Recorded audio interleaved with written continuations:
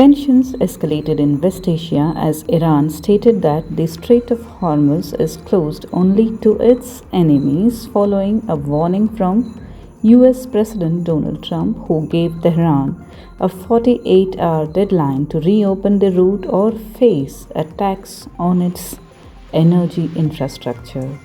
Iran's representative to the International Maritime Organization, Ali Mousavi, said foreign vessels can continue to pass through the strait with proper coordination. He added that Iran is ready to work with global agencies to ensure maritime safety. Iranian Parliament Speaker Mohammad Bagher Kalibaf warned that any attack on Iran's power plants would lead to retaliation against key infrastructure. Iran also signaled it may fully close the strait if attacked. The Strait of Hormuz, which handles around 20% of global oil and gas supply, has seen major disruption following recent conflicts, leading to sharp global impacts.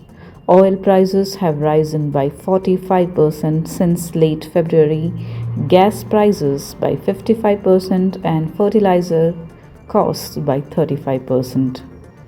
The conflict has also affected Israel, where Iranian strikes injured at least 175 people in Dimona and Arad.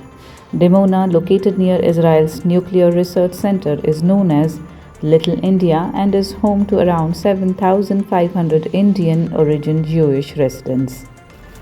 The global economic impact is growing, with regional inflation projected to rise to 4.6% in 2026, while Asia-Pacific growth may slow to around 4%. Experts warn that up to 45 million people could face extreme hunger if the crisis continues. Amid these developments, Prime Minister Narendra Modi chaired a high-level meeting to review India's preparedness. The meeting focused on ensuring stable supply and distribution of fuel, gas, power, and fertilizers.